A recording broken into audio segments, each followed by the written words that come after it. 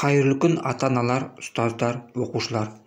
Бүгінгі сабағымның тақырыбы жұптасқан сөздер, оң қол, сол қол, екі қолмен сурет салу ойындары және сол қолмен жаттығу жұмыстары.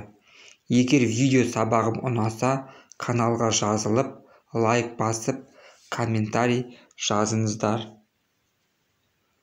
Жұптасқан сөздер ойынын қарайық. Мұнда жазылуы ұқсас сөздерді тауып, белгілеп отыру керек. Бұл ойын уақытпен ойналады. Бұл тапсырманы бір оқушыға ғана емес, бірнеше оқушыға беріп ойнатуға болады. Көз жүгіртіп сөздерді оқу арқылы жұптасқан сөздерді белгілеу баланың оқу жылдамдығын арттырады. Бұл ойынды қазақ тілі сабағында қолдануға болады. Жұптасқан сөздер ойынында тек қана жазылуы ұқсас сөздерді ғана емес, басқа да қызмет атқаратын сөздерді қолдануға болады. Мысалы, қарама-қарсы сөздер, антоним сөздер.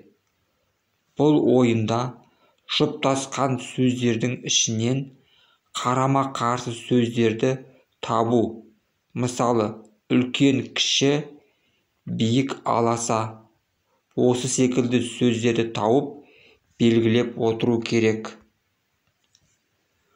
Жұптасқан сөздер ойынында солдан оңға қарай оқылатын сөздерді табу.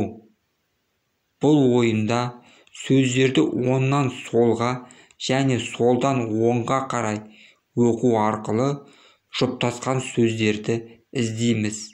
Мысалы, қазақ, қабақ, тағы басқа сөздер.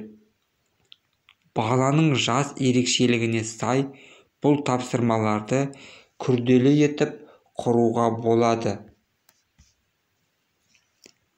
Оң қол, сол қол, екі қол ойынында екі әріптен тұратын буындарды оқыған кезде қолымызды көтеріп отырамыз.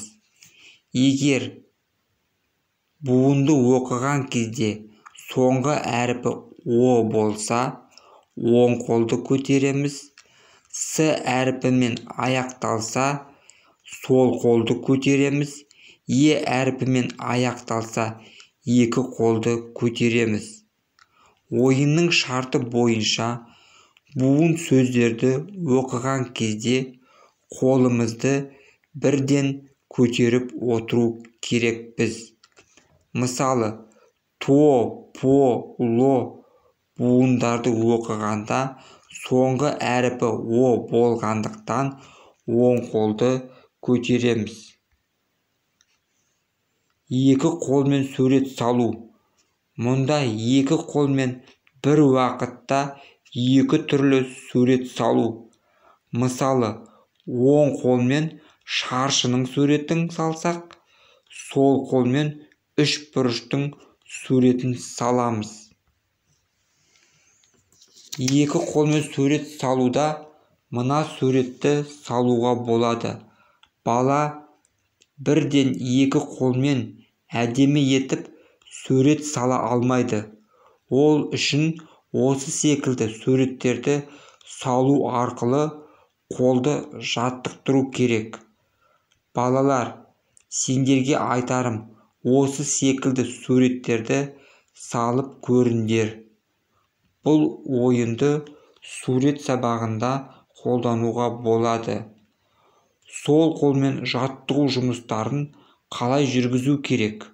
Ол үшін оң қолмен істейтін жұмыстарды сол қолмен істеп үйрету керек. Мысалы, сол қолмен сурет салу, сол қолмен жазу, тағы басқа іс-әрекеттер. Назарларыңызға рахмет. Сіздермен бірге болған Нұржан Мырзашұлы.